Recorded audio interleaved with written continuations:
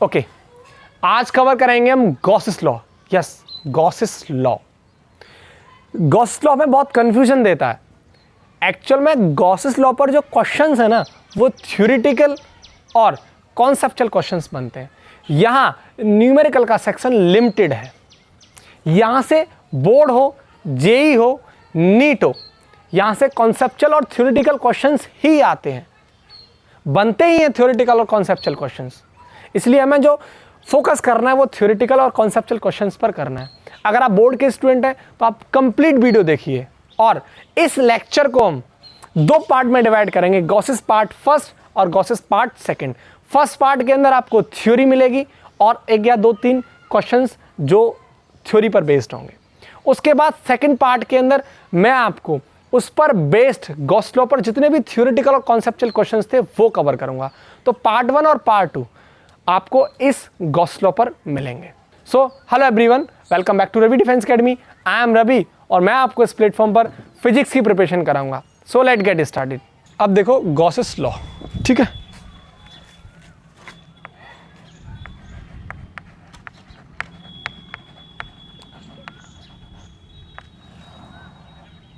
Gauss's law, अब क्या होती है गॉसेस लॉ, ठीक है।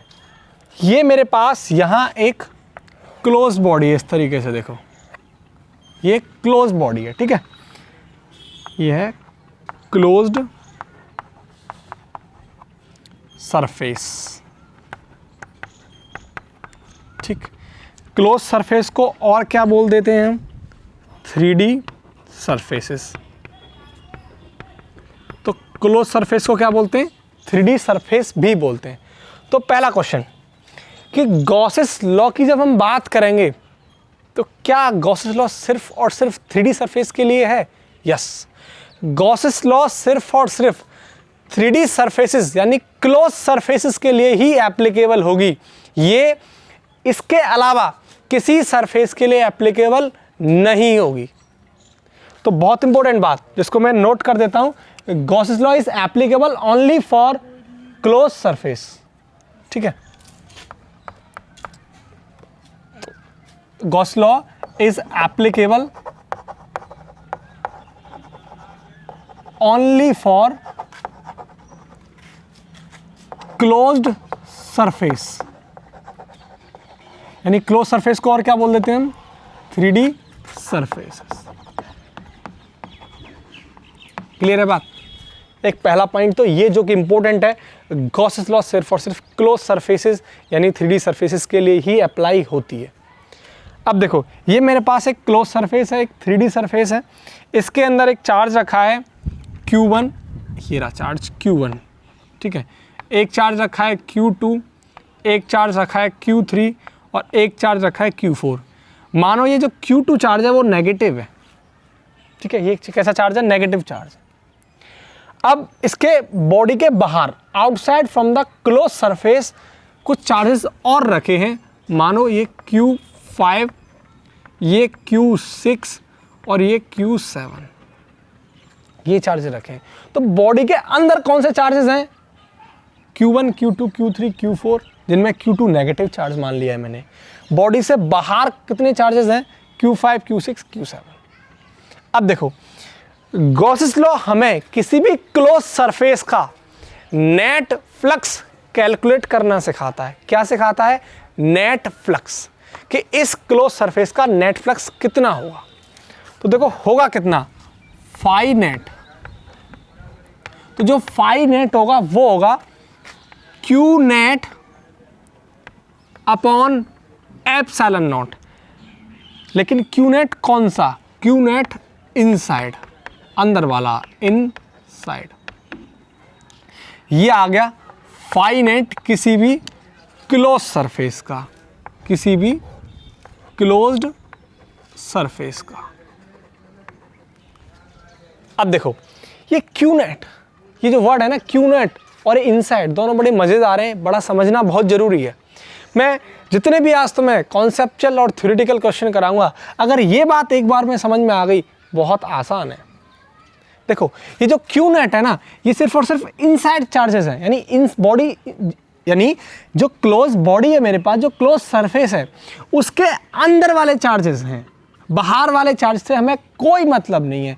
इस बॉडी के अंदर कितने चार्जेस हैं, उन सभी चार्जेस का हमें नेट करना है, टोटल करना है, और वो निकल के क्या आ जाएगा आपका क्यू नेट इनसाइड। ठीक है, तो अगर मैं क्यू नेट निकालूं इस क्लोज सरफेस का, तो कितना आएगा, Q1 negative Q2 plus Q3 and plus Q4। ये आ गया इस क्लोज सरफेस का अंदर का चार्ज, यानी क्यू नेट कौन सा है, इनसाइड वाला। ये बात क्लियर है। यानी यही चीज अगेन मैं दोबारा रिपीट कर देता हूं, मुझे जो ये क्यू नॉट कैलकुलेट करना है ना, ये अंदर वाला होगा, मुझे बाहर वाले चार्जेस से कोई मतलब नहीं है। ठीक है, तो क्यू नेट हमें पता लग गया कि अंदर वाले चार्जेस का नेट चार्ज हमें कैलकुलेट करना है। तो मैं इसको डिफाइन कर देता हूं, वो ये होगा, according to Gauss's law the net flux of an electric field through a closed surface, close surface का मतलब क्या हो गया, 3D surface, is 1/ε0 of net charge enclosed by that surface। ये इसको डिफाइन करने का एक वे है कि जो फाई नेट होगा वो क्या होगा, 1/ε0 of Q net of that surface, यानी क्लोज सरफेस। ये आ गया फ्लक्स निकल के। अब देखो, एक्चुअल में अगर हमें किसी भी क्लोज सरफेस पर के अंदर अगर कहीं पॉजिटिव चार्ज रखा है, कोई चार्ज रखा है Q, ठीक है, ये देखो इस तरीके से, अगर ये कोई बॉडी है, क्लोज बॉडी, और इस बॉडी पर यहाँ एक चार्ज रखा है Q, और इसका मुझे फ्लक्स निकालना था, तो जो मैंने फ्लक्स कैलकुलेट किया था वो क्या था, मैं इसको एक बार यहाँ और डिफाइन कर देता हूँ, यहाँ और एक्सप्लेन कर देता हूँ। ये देखो Q चार्ज था, इस Q चार्ज की वजह से, ठीक है, इस सरफेस पर इलेक्ट्रिक फील्ड होगा। तो कहने का मतलब, अगर इलेक्ट्रिक फील्ड की हम बात करें तो वो किधर होगा, अवे फ्रॉम दिस चार्ज, क्योंकि ये पॉजिटिव चार्ज है, तो इलेक्ट्रिक फील्ड किधर की तरफ होगा, इधर की तरफ। और आप इस सरफेस पर कहीं भी एक क्या मानेंगे, एक छोटी छोटी सरफेस मानेंगे, छोटी छोटी, ठीक है, और इस पर जो एरिया वेक्टर की डायरेक्शन होगी कैसी होगी, परपेंडिकुलर आउटवर्ड, ये आपकी एरिया वेक्टर की डायरेक्शन होगी। सेम यही मैंने यहाँ बताया था, अगर मानो यहाँ आपने छोटी सी सरफेस काट ली है और इस पर इलेक्ट्रिक फील्ड की डायरेक्शन कैसी होगी, आउटवर्ड, तो एरिया वेक्टर की डायरेक्शन कैसी होगी, ऐसी। तो थीटा यहाँ क्या निकल के आ जाएगा, 0 डिग्री, और यहाँ भी थीटा क्या निकल के आ जाएगा, 0 डिग्री। तो यहाँ जो फ्लक्स निकाला था मैंने, वो फ्लक्स ये बताया था, फाई बराबर इंटीग्रेशन E डॉट dA, ये निकाला था। एक्चुअल में ये जो फॉर्मूला है ना, ये मैथमेटिकल एक्सप्रेशन है, और ये जो एक्सप्रेशन है ये लॉ है, एक गॉस ने दिया था, ये लॉ है, ये एक्सप्रेशन है। अगर हमसे कोई बोले कि इलेक्ट्रिक फ्लक्स क्या होता है, तो मैं ये बताना है, ये इलेक्ट्रिक फ्लक्स है।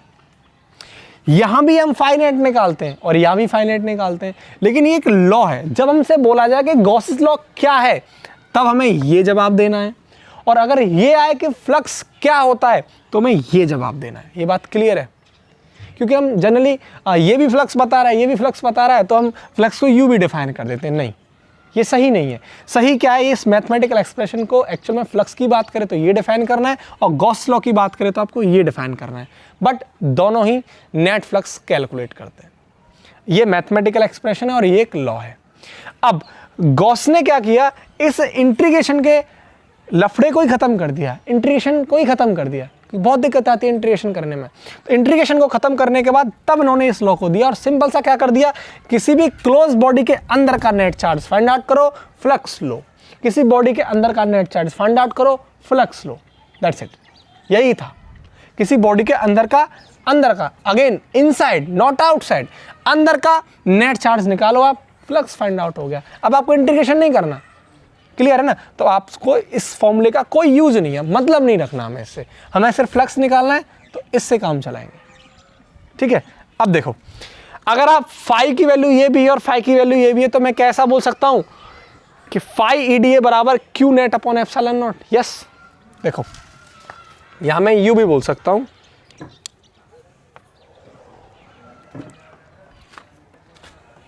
फाई बराबर ये भी है और फाई बराबर ये भी है, तो इंटीग्रेशन ई डॉट डी ए बराबर क्यू नेट, लेकिन ये कौन सा, इनसाइड वाला, अपॉन एप्सिलॉन नॉट। अब यहां देखो, ये जो है ना, ये वाला साइन, ये वाला, ये क्या डिनोट कर रहा है, ये डिनोट कर रहा है इंटीग्रेशन, यानी ये इंटीग्रेशन का साइन है ऑफ क्लोज सरफेस। तो ये क्या डिनोट कर रहा है, it denoted integration of closed surface.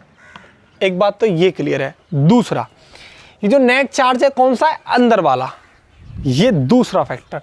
तीसरी बात, ये जो इलेक्ट्रिक फील्ड है, ये ई जो दिख रहा है आपको, ये वाला जो इलेक्ट्रिक फील्ड है, ये इलेक्ट्रिक फील्ड एक्चुअल में नेट इलेक्ट्रिक फील्ड है। क्या है, ई नेट। ई नेट किसकी वजह से है, अंदर वाले चार्जेस की वजह से या बाहर वाले चार्जेस की वजह से। यस, ये दोनों की वजह से, आउटसाइड और इनसाइड। तो मैं क्या बोलूंगा, ये ई नेट किसकी वजह से, इनसाइड चार्जेस की वजह से भी और आउटसाइड चार्जेस की वजह से भी। यानी ये क्या है, due to E net, due to both inside and outside charges, ये दोनों की वजह से है। क्लियर है। अब देखो, ये एक मेरे पास एक क्लोज बॉडी है, ठीक है। अब इस क्लोज बॉडी के अंदर कुछ चार्जेस रखे हैं, Q1 चार्ज रखा है, एक Q2 चार्ज रखा है, मानो Q2 नेगेटिव है, ठीक है। और यहाँ एक चार्ज रखा है Q3 और यहाँ एक चार्ज रखा है Q4, ठीक है। अब मुझे इस पॉइंट पर, यहाँ कोई पॉइंट P है, मानो ये पॉइंट P है, इस पॉइंट P पर मुझे इलेक्ट्रिक फील्ड बताना है, नेट इलेक्ट्रिक फील्ड। इस सरफेस पर मुझे नेट इलेक्ट्रिक फील्ड कैलकुलेट करना है। तो आप बताओ, इस Q1 की वजह से इलेक्ट्रिक फील्ड कैसा होगा, बाहर की तरफ। इस Q3 की वजह से कैसा होगा, बाहर की तरफ। Q4 की वजह से भी कैसा होगा, बाहर की तरफ। और Q2 की वजह से कैसा होगा, Q2 की तरफ। तो ई नेट इस P पॉइंट पर मैंने जो कैलकुलेट किया है, वो बाहर वाले चार्ज की वजह से भी आया है और अंदर वाले चार्ज की वजह से भी आया है। ऐसा नहीं है कि सिर्फ और सिर्फ इस P पॉइंट पर, इसकी सरफेस पर, क्लोज सरफेस पर जो इलेक्ट्रिक फील्ड है, वो सिर्फ किसकी वजह से हो, अंदर की वजह से हो या बाहर की वजह से नहीं। आप देख सकते हैं बाहर वाले चार्ज की वजह से भी इलेक्ट्रिक फील्ड आ रहा है उस P पॉइंट पर, और अंदर वाले चार्ज की वजह से भी आ रहा है। तो जो ई नेट होता है ना, ये बाहर वाले चार्ज की वजह से भी होता है और अंदर वाले चार्जेस की वजह से भी होता है। ये क्या है, E net, due to all the charges inside as well as outside. Clear है, ये तो हो गया क्लियर। अब देखो, मैंने जो फॉर्मूला लिया है, इंटीग्रेशन ऑफ क्लोज सरफेस, किसका है, क्लोज सरफेस का इंटीग्रेशन इनटू डीए बराबर क्यू नेट, इनसाइड का Q net upon epsilon not. इसको मैं अब डिफाइन करता हूं, आप तब तक इसको अच्छे से नोट करो, फिर मैं आगे इसको डिफाइन करता हूं। अब देखो, ये वाला जो फॉर्मूला हमारे पास आया है, इसको डिफाइन करना है। ये देखो, ये मेरे पास इंटीग्रेशन है और ये क्या है, क्लोज सरफेस। तो मैं इसको ऐसे बोल सकता हूं, द इंटीग्रेशन ऑफ सरफेस या the surface integration, the surface integration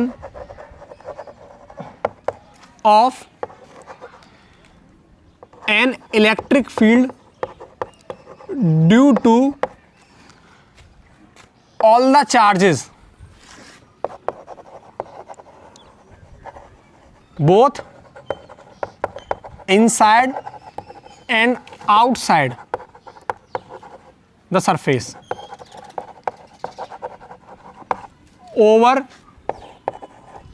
any closed Gaussian surface is 1 by epsilon naught of the net charge enclosed by that surface। Clear है। अब तो मैं यहाँ एक चीज़ देखने को मिली होगी, ये गॉसियन सरफेस क्या है, ठीक है।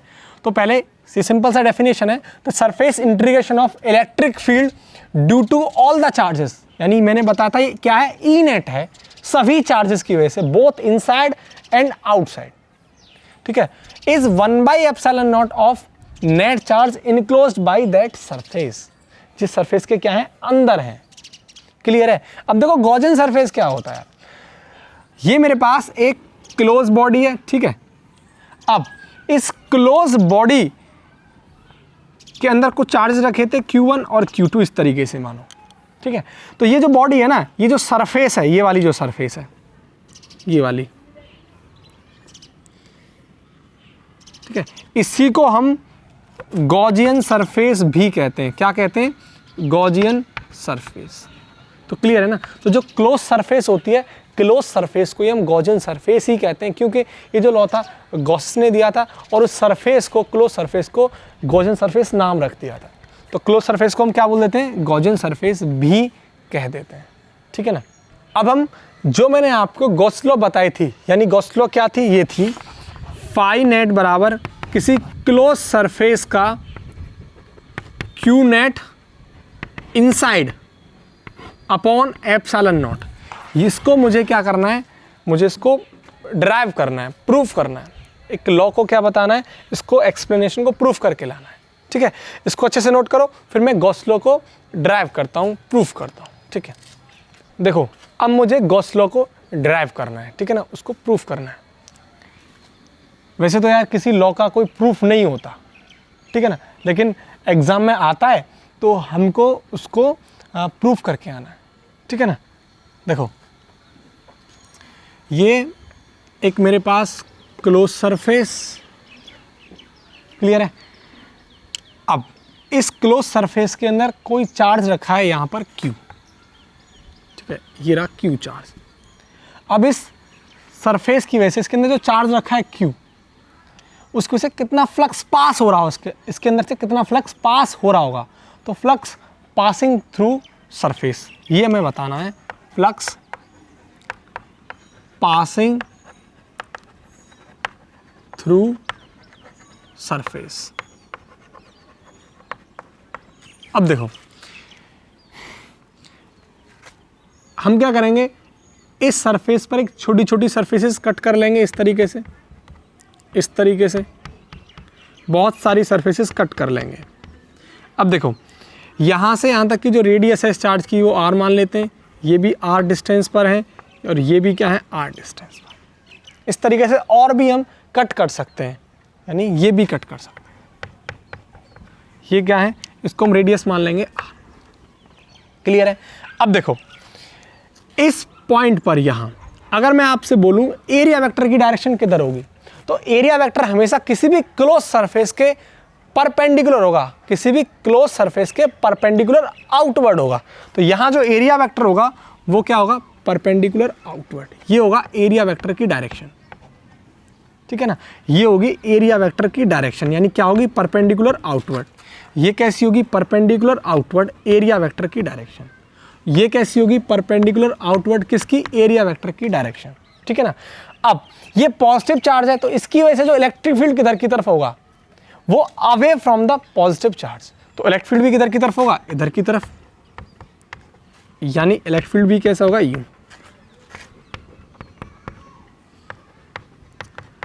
क्लियर है। अब आप देखो यहाँ पर जो थीटा होगा वो कितना होगा, थीटा होगा 0 डिग्री, यानी थीटा यहाँ पे क्या होगा, 0 डिग्री। अब इस छोटी सरफेस की वजह से, यानी छोटी जो सरफेस मैंने मानी है, जो छोटे छोटे टुकड़े माने हैं सरफेस पर, उसकी वजह से फ्लक्स कितना होगा, वो होगा डी फाई। क्या मानेंगे हम, डी फाई, डी फाई, ठीक है। अब देखो डी फाई बराबर क्या हो जाएगा, ई डॉट डी ए। ये आ गया इसके लिए, इसके लिए भी क्या आ जाएगा, D phi dot E dot D A, ये आ जाएगा। इसके लिए भी क्या आ जाएगा, डी फाई बराबर ई डॉट डी ए। ऐसे इसके लिए क्या आ जाएगा, ई डॉट डी ए। ये बहुत सारे डी फाई हो जाएंगे। अब मुझे फाई नेट निकालना हो तो क्या करना होगा, तो फाई नेट निकालूंगा तो मुझे क्या करना होगा, इसका डी फाई का क्या कर दूंगा, इंटीग्रेशन कर दूंगा। क्या कर दूंगा? डी फाई का इंटीग्रेशन, ठीक है ना। अब देखो इंटीग्रेशन मैं बोल सकता हूं इसको क्लोज सरफेस, किसका इंटीग्रेशन? क्लोज सरफेस का। देखो डी फाई की वैल्यू कितनी है? E dot D A, phi बराबर क्या आ गया? E dot D A. अब देखो आप इलेक्ट्रिक फील्ड यहां पर कितना होगा इस चार्ज की वजह से? वो होगा ई बराबर 1/4 pi epsilon naught Q upon R square. Clear है बात? इलेक्ट्रिक फील्ड किसी भी पॉइंट चार्ज की वजह से ये होगा।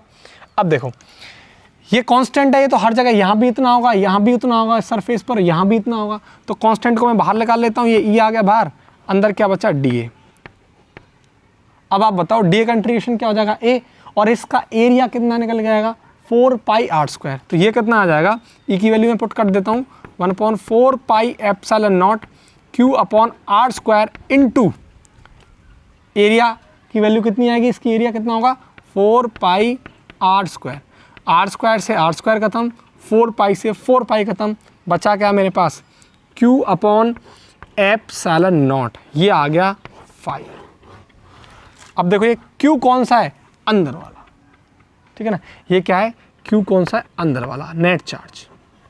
तो ये आपका ड्राइव हो गया गॉसेस लॉ, ठीक है ना। अब देखो ये आपका गॉस लॉ ड्राइव हो गया, लेकिन एक इंपॉर्टेंट बात जो मुझे अभी बतानी है आपको वो ये है कि आप देखो इस क्लोज सरफेस को हम क्या मान रहे थे? इसे हम क्या बोल रहे थे? गॉसियन सरफेस भी तो बोल रहे थे। अब मुझे आपको इसके जस्ट बाद आपको ये बताना है कि आप गॉसियन सरफेस कैसे लेंगे आप, ठीक है ना। कुछ गॉसियन सरफेस के कुछ इंपॉर्टेंट फैक्टर्स आपको सिखाने हैं, ठीक है। तो आप इसको अच्छे से नोट करो, फिर मैं आपको गॉसियन सरफेस के कुछ फैक्टर्स, कुछ इंपॉर्टेंट चीज़ें सिखाता हूँ। अब देखो कि हम गॉसियन सरफेस कैसे चॉइस करेंगे, ठीक है। तो चॉइस ऑफ गॉसियन सरफेस,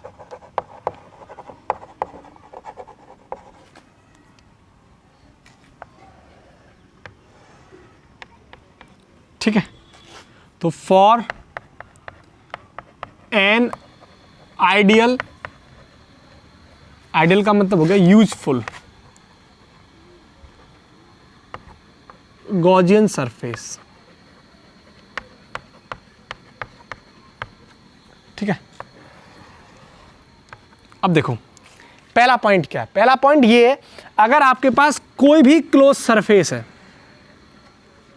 तो उस क्लोज सरफेस पर, उस क्लोज सरफेस के हर पॉइंट पर, यानी इस पॉइंट पर या इस पॉइंट पर या इस पॉइंट पर या इस पॉइंट पर या इस पॉइंट पर या इस पॉइंट पर, यानी उस क्लोज सरफेस के हर पॉइंट पर, each and every point, electric field कैसा होगा? यूनिफॉर्म होगा और कांस्टेंट होगा। कैसा होगा? कांस्टेंट होगा इलेक्ट्रिक फील्ड या यूनिफॉर्म, ठीक है। मैं ये बोल सकता हूं इलेक्ट्रिक फील्ड 0 होगा। बात क्लियर है? तो किसी भी क्लोज सरफेस के हर पॉइंट पर इलेक्ट्रिक फील्ड कैसा होगा? यूनिफॉर्म होगा या 0 होगा। क्लियर है? तो लिख सकता हूं इस पॉइंट को, electric field at any point on the surface should be uniform और 0। क्लियर है बात? तो हर पॉइंट पर उस सरफेस के कैसा होगा इलेक्ट्रिक फील्ड? 0 हो या यूनिफॉर्म हो, ठीक है। मैं इसको ऐसे भी बोल सकता हूँ, दैट इज इलेक्ट्रिक फील्ड कैसा होगा? कांस्टेंट होगा। क्लियर है बात? अब देखो सेकंड पॉइंट, ये मेरे पास एक सरफेस है, वही क्लोज सरफेस, ठीक है। अगर इस क्लोज सरफेस पर इलेक्ट्रिक फील्ड लाइंस पैरेलल हो, क्या हो? पैरेलल। ये क्या है? इलेक्ट्रिक फील्ड लाइंस, EFL, या तो पैरेलल हो या इस सरफेस पर कैसी हो? परपेंडिकुलर हो। कैसी हो? इस सरफेस के परपेंडिकुलर। क्लियर है बात? तो पहली बात कि या तो इलेक्ट्रिक फील्ड लाइंस उस सरफेस के पैरेलल हो या इलेक्ट्रिक फील्ड लाइंस उस सरफेस के परपेंडिकुलर हो तो हम कह सकते हैं गॉसियन सरफेस है। क्लियर है बात? तो मैं इसको नोट कर सकता हूं, at every point on the surface electric field lines are either parallel और perpendicular to the surface. Clear है बात? यानी या तो सरफेस के पैरेलल होनी चाहिए या उस सरफेस के परपेंडिकुलर होनी चाहिए, तो हम कह सकते हैं कैसी सरफेस है, गॉसियन सरफेस है। तो पहला पॉइंट क्या था कि किसी भी सरफेस पर अगर इलेक्ट्रिक फील्ड यूनिफॉर्म है या कांस्टेंट है या जीरो है तो हम कह सकते हैं ये कैसी सरफेस है, गॉसियन सरफेस है। दूसरा पॉइंट, इलेक्ट्रिक फील्ड लाइंस अगर किसी सरफेस के पैरेलल हैं या परपेंडिकुलर हैं तो हम कह सकते हैं वो जो सरफेस है वो क्या है, गॉसियन सरफेस है। क्लियर है बात? तो ये कुछ फैक्टर्स हो गए, कुछ चॉइसेस हो गई कि गॉसियन सरफेस को हम पहचानेंगे कैसे बताएंगे कि गॉसियन सरफेस है। तो इसको आप अच्छे से नोट करो, फिर इसके बाद मैं आगे के कॉन्सेप्ट की तरफ मूव करता हूं। अब देखो, अब तक हमने क्या सीखा कि किसी भी क्लोज सरफेस के अंदर अगर कोई चार्ज रखा है, क्लोज सरफेस के अंदर कोई चार्ज रखा है तो उस पर फ्लक्स कितना होगा, Q net inside upon epsilon naught. लेकिन अगर आपसे ये बोला जाए कि किसी भी क्लोज सरफेस के बाहर अगर चार्ज रखा हो तो फ्लक्स कितना होगा, ठीक है?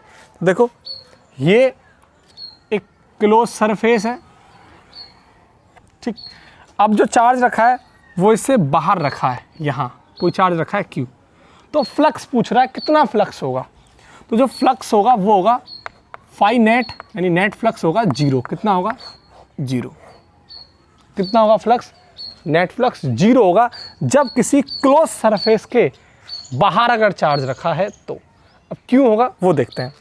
अब देखो, ये क्यू चार्ज है, इस क्यू चार्ज की वजह से इस क्लोज सरफेस पर क्या रहेंगी, फील्ड लाइंस इससे पास होंगी, यानी इस तरीके से। देखो, ये फील्ड लाइंस इस सरफेस से पास होंगी,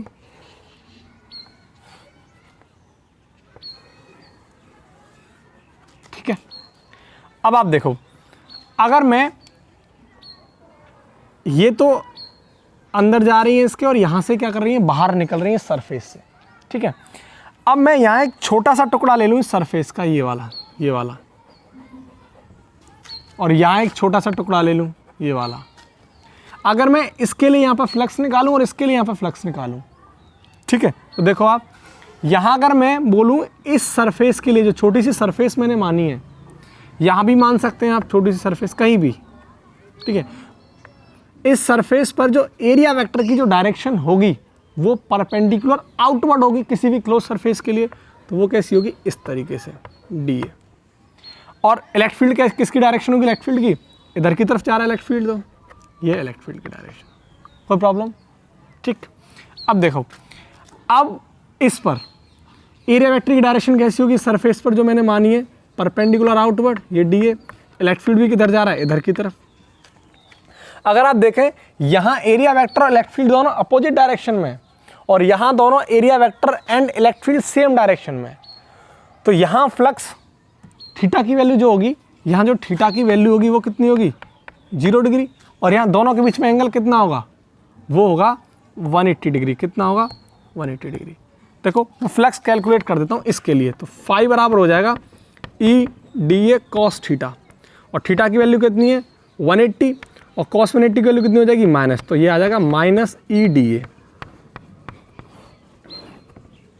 और ये वाला फ्लक्स देखो, इसको मैं फाई 1 बोल देता हूँ और फाई 2, ये देखो आप, ये क्या हो जाएगा ई डॉट डी ए, यानी E D A cos theta, और थीटा क्या पुट कर दो आप 0 डिग्री, कॉस 0 की वैल्यू 1, तो ये कितना आ जाएगा प्लस ई डी ए, ये आ गया फाई 2। अब मुझे नेट निकालना है, फाई नेट, तो मैं दोनों को क्या कर दूंगा ऐड, तो ये क्या आ जाएगा 0, ठीक है। ये बेसिक सा कॉन्सेप्ट है सीखने के लिए कि किसी भी बॉडी से, किसी भी क्लोज सरफेस से अगर हम चार्ज बाहर रखते हैं तो उस पर नेट फ्लक्स कितना होगा, 0, ठीक है। तो ये बात मैं लिख देता हूं, इफ अ क्लोज्ड बॉडी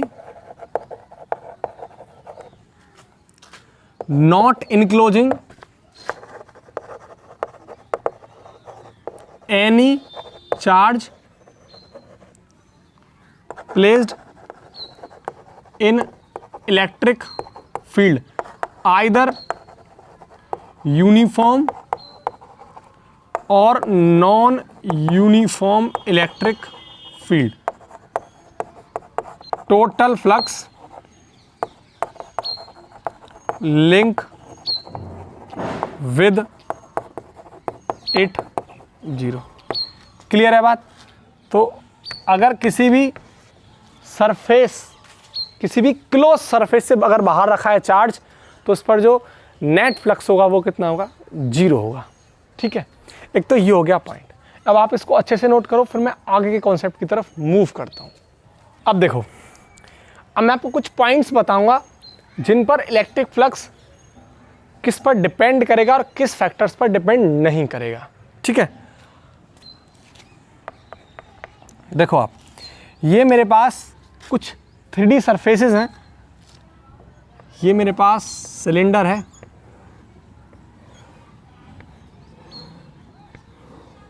ठीक है, और ये मेरे पास क्यूब है,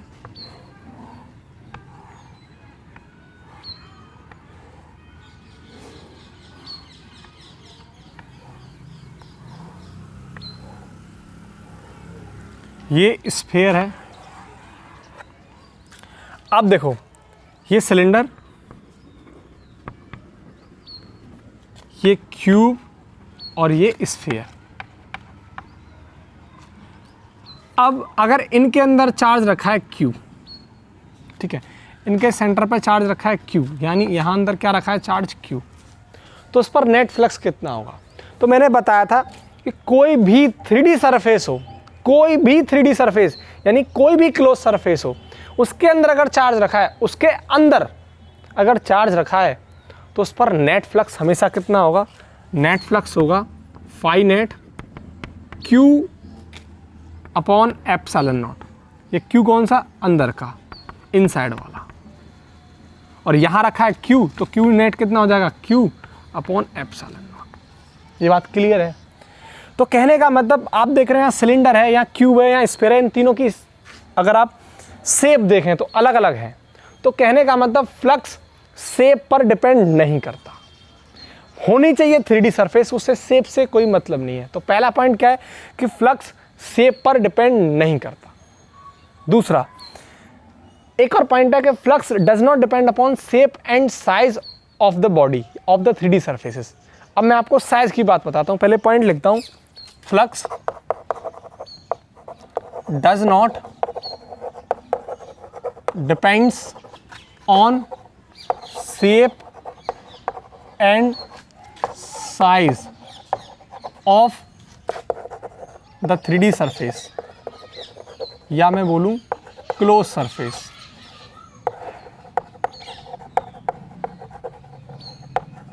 क्लियर है? अब आप देखो, ये मेरे पास स्फीयर है, ठीक है, यहां मैं इस पर एक छोटा सा स्फीयर, छोटा सा एरिया मान लेता हूं, ये रहा छोटा सा, इस पर छोटा सा टुकड़ा, ठीक है। अब अगर मैं एरिया वेक्टर की डायरेक्शन बताऊं तो परपेंडिकुलर आउटवर्ड होगी। कैसी होगी? Perpendicular outward. ये आ गया डी ए। मानो यहाँ से की रेडियस कितनी है? आर। तो इलेक्ट्रिक फील्ड कैसा होगा? इधर की तरफ, इस चार्ट से। ये बहुत सारे कॉन्सेप्ट में कवर कर चुका हूँ। अब मैंने तुम्हें क्या बताया था, यहाँ जो फ्लक्स कैलकुलेट किया था, ठीक है, तो वो कितना निकल के आ रहा था? वो आ रहा था phi E dot D A, ये था। तो इलेक्ट्रिक फील्ड की जो यहाँ पे वैल्यू आ रही थी वो कितनी थी? क्यू अपॉन, यहाँ इलेक्ट्रिक फील्ड की वैल्यू आ रही थी 1/4 pi epsilon naught Q upon R square, ठीक है, यही तो आएगी यहाँ इलेक्ट्रिक फील्ड चार्ज की वजह से। अब यहाँ से अगर मैं फ्लक्स निकालूंगा तो फ्लक्स की वैल्यू फाइनल कितनी आई थी मेरे पास? क्यू अपॉन एप्सिलॉन नॉट, यही तो था। अब आप देखो, यहाँ फिलहाल रेडियस आर है, यहाँ से भी रेडियस आर है, यहाँ से भी रेडियस आर है, यहाँ से भी रेडियस आर है, ठीक है। अगर मैं अब रेडियस बढ़ा दूं या घटा दूं, ठीक है, इस स्फीयर की मानो रेडियस मैंने कर दी 2r, ठीक है। तो इलेक्ट्रिक फील्ड कितना हो जाएगा, इलेक्ट्रिक फील्ड हो जाएगा अगर 2r है, इफ रेडियस कितना हो जाए बिकम 2r, तो इलेक्ट्रिक फील्ड कितना आ जाएगा 1/4 pi epsilon not q upon 2r का होल स्क्वायर। तब फ्लक्स कितना होगा, तब फ्लक्स होगा, देखो आप इंटीग्रेशन E डॉट dA, तो आप E को बाहर ले लोगे, A का इंटीग्रेशन इस स्फीयर का इंटीग्रेशन कितना आ जाएगा 4 पाई r स्क्वायर, 4 पाई r स्क्वायर, लेकिन r कितना है 2r, तो ये कितना हो जाएगा 2r का होल स्क्वायर। और देखो आप इलेक्ट्रिक फील्ड की वैल्यू कितनी होगी 1/4 पाई एप्सिलॉन नॉट और q अपॉन r, मतलब 2r होगी रेडियस, अब तो ये 2r का होल स्क्वायर इंटू 4 पाई 2r का होल स्क्वायर। तो देखो 2r स्क्वायर से 2r स्क्वायर, 4 पाई से 4 पाई स्क्वायर, सॉरी 4 पाई से 4 पाई, बचा क्या 5 बराबर q अपॉन एप्सिलॉन नॉट। तो कितना फ्लक्स आया, रेडियस तब r थी, या रेडियस 2r हो गई, यानी साइज मैंने उसका बढ़ा दिया, तभी फ्लक्स कितना आया q upon epsilon not, q upon epsilon not. अगर मैं रेडियस 3r कर दूं तो आप देखेंगे इस इलेक्ट्रिक फील्ड की जगह यहाँ रेडियस 3r हो जाएगी, एरिया के अंदर भी कितना हो जाएगा 3r, तो 3r स्क्वायर से 3r स्क्वायर कैंसिल हो जाएगा, आएगा क्या q अपॉन एप्सिलॉन नॉट।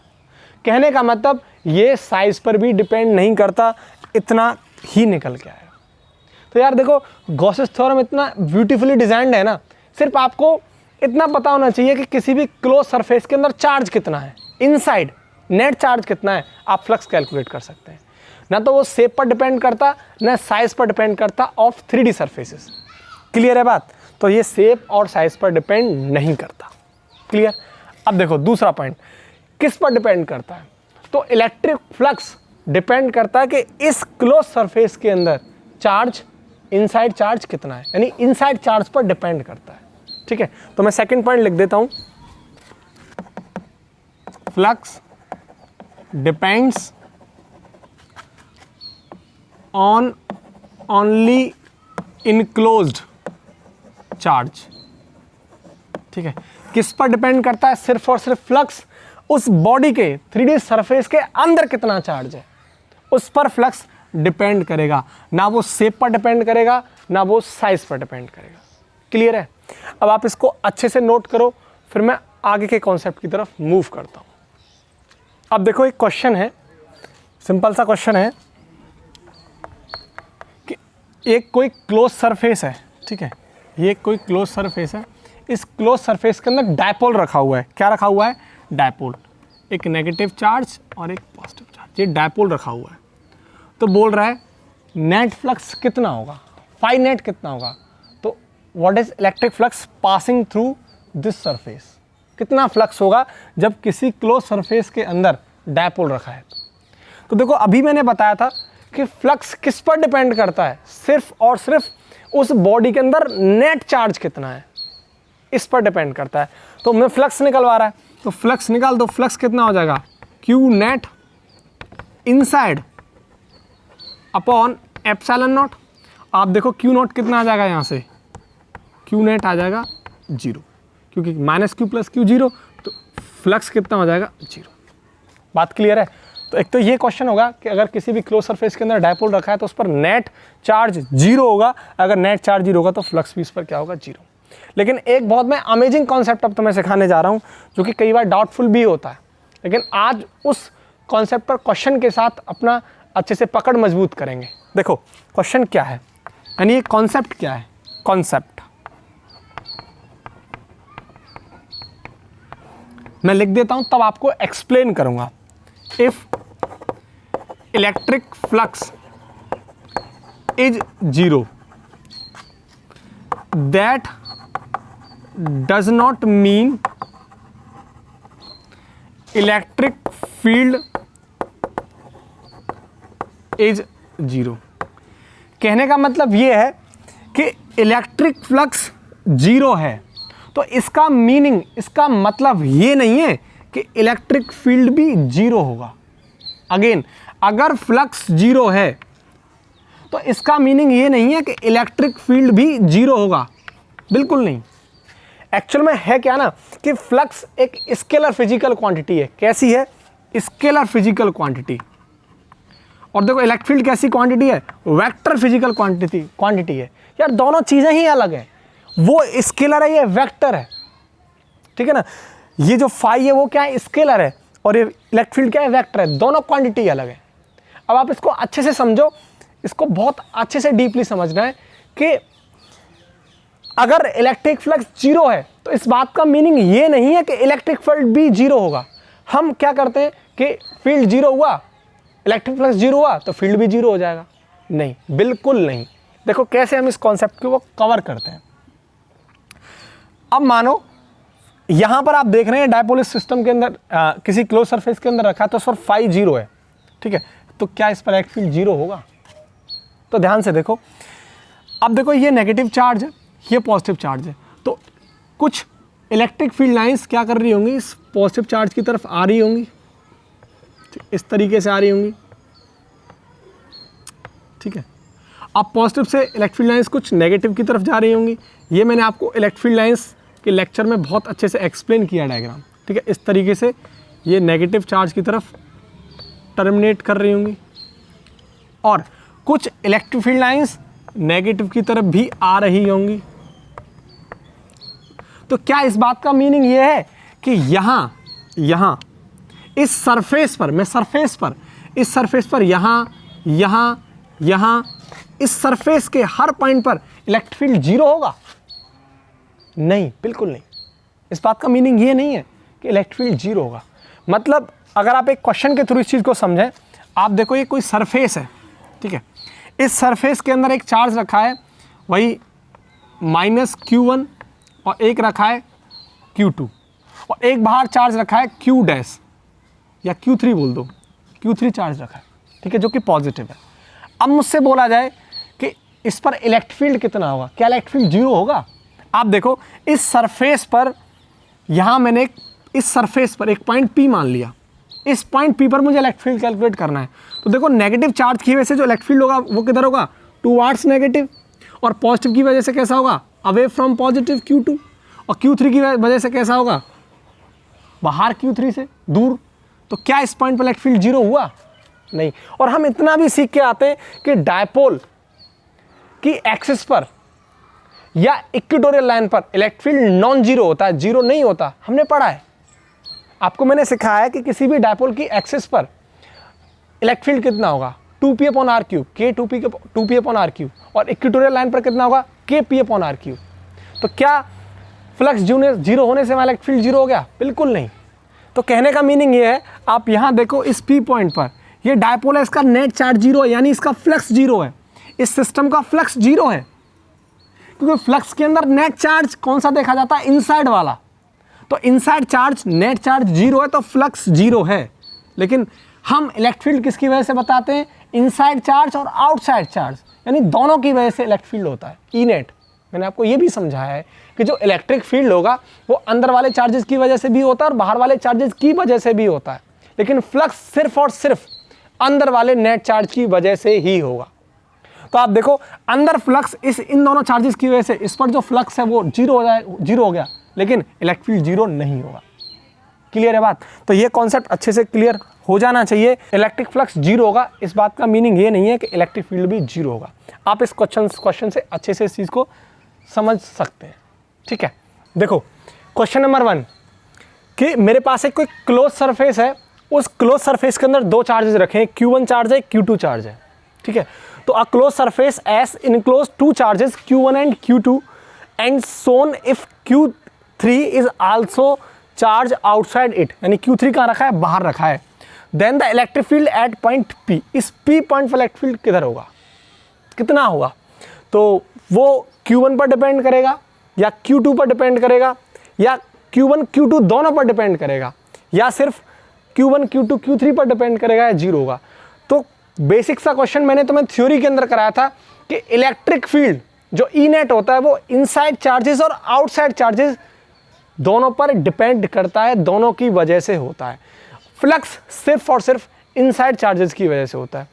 मैं इस लेक्चर के अंदर तुमसे कई बार ये चीज़ बार बार तुम्हारे माइंड में डाल चुका हूँ। क्यों? क्योंकि यही है गॉसेस लॉ। ये चीज़ें हमारी 2-3 चीज़ें क्लियर हैं तो हमारे कॉन्सेप्ट प्रॉब्लम ही नहीं आएगी कोई। तो फ्लक्स सिर्फ अंदर वाले चार्जेस की वजह से होता है किसी सरफेस के, और इलेक्ट्रिक फील्ड अंदर और बाहर वाले चार्जेस की वजह से होता है। तो इसका आंसर कितना आएगा, ये इलेक्ट्रिक फील्ड किस पर डिपेंड करेगा, इस पर भी और इस पर भी और इस पर भी। तो इसका आंसर क्या होगा, ऑप्शन सी। क्लियर है? नेक्स्ट, कोई गॉसियन सरफेस एस है, इसके अंदर एक चार्ज रखा है Q1, एक चार्ज रखा है Q2। तो अब बोल रहा है if field at point P due to Q1 is E1, ठीक है, due to Q2 is E2 and due to Q3 is E3। मानो Q3 यहां रखा इस तरीके से, ये रखा, ठीक है, then the field at point P is given by. तो बोल रहा है Q1 की वजह से पॉजिटिव चार्ज है तो बाहर की तरफ होगा, इलेक्ट्रिक फील्ड E1 है, ठीक है, Q2 की वजह से बाहर होगा, इलेक्ट्रिक फील्ड E2 है, और Q3 की वजह से भी बाहर होगा, इलेक्ट्रिक फील्ड E3, ये दे रखा है। तो बोल रहा है इस P पॉइंट पर इलेक्ट्रिक फील्ड कितना होगा, E1 plus E2, E1 plus E2 plus E3 vector और E वेक्टर E3 वेक्टर और E1 plus E2 minus E3 vector. अब आप देखो इलेक्ट्रिक फील्ड कितना होगा अंदर वाले चार्जेस की वजह से भी और बाहर वाले चार्जेस की वजह से भी, तो इसका आंसर क्या आएगा, ये बी वेक्टर E1, यानी ये वेक्टर सम होगा तीनों का, E1 plus E2 plus E3 इस पॉइंट पर। क्लियर है बात। अब देखो अगर मैं ऐसा बोलूं ये जो Q3 है ये नेगेटिव है, कैसा है, नेगेटिव, तो इस P पॉइंट पर इलेक्ट्रिक फील्ड कितना होगा। तो आप देखो इलेक्ट्रिक फील्ड E3 पर Q3 पर किधर की तरफ होगा, टूवर्ड्स Q3, ये E3 हो जाएगा अगर ये नेगेटिव है। क्लियर है। तो इस P पॉइंट पर नेट इलेक्ट्रिक फील्ड कितना होगा, इस P पॉइंट पर नेट इलेक्ट्रिक फील्ड, तो वो कितना होगा, वो होगा E1 प्लस E2। अब बताओ यहाँ नेगेटिव आएगा या पॉजिटिव आएगा, पॉजिटिव आएगा, ये E3। क्यों, क्योंकि देखो ये नेगेटिव Q3 का मीनिंग क्या हो गया, उसने इलेक्ट्रिक फील्ड की डायरेक्शन दी है, नेगेटिव का मतलब क्या है, डायरेक्शन, और यहाँ ये क्या है, वेक्टर सम, ये क्या आएगा, इलेक्ट्रिक फील्ड का क्या आएगा, वेक्टर सम होगा। क्योंकि नेगेटिव हम इसलिए नहीं लगाएंगे, ऑप्शन हम कई बार मिस्टेक ये कर देते हैं, ये ऑप्शन ले लेते हैं, लेकिन एक्चुअल में ये ऑप्शन नहीं होगा। क्यों, क्योंकि ये जो नेगेटिव है ना, जो नेगेटिव डायरेक्शन, ये नेगेटिव है, ये डायरेक्शन बता रहा है, और डायरेक्शन ऑलरेडी हम दे रहे हैं नेगेटिव की तरफ, टुवार्ड्स नेगेटिव चार्ज। तो अब हमें इस P पॉइंट पर वेक्टर सम बताना है इलेक्ट्रिक फील्ड का, तो वो कितना आ जाएगा, इतना। तो इसका आंसर कितना होगा, ये। तो कन्फ्यूजन नहीं होना है नेगेटिव के लिए, नेगेटिव क्या है, डायरेक्शन बता रहा है, ऑलरेडी डायरेक्शन हम दे रहे हैं, तो मैं डायरेक्शन का साइन नहीं लगाना, हमें क्या आ जाएगा, इस पॉइंट पर इनका वेक्टर सम हो जाएगा। क्लियर है। ये तो हो गए आपके क्वेश्चंस। अब देखो अभी गॉसेस लॉ पर मैंने आपको कौन कौन से फैक्टर्स कराए हैं, वो एक तो ये पहला कि गॉसेस लॉ जो होगा वो कितना होगा, फाई बराबर Q net inside upon epsilon not, यानी गॉसेस लॉ सिर्फ और सिर्फ किसी भी सरफेस के, क्लोज सरफेस के अंदर वाले चार्ज पर, क्यू नेट पर डिपेंड करेगी, पहली बात। दूसरा, इलेक्ट्रिक फील्ड अंदर और बाहर वाले चार्जेस की वजह से डिपेंड करेगा, दो फैक्टर। क्लियर है बात। अभी तक हमने सिर्फ इतना ही इस लेक्चर के अंदर देखा।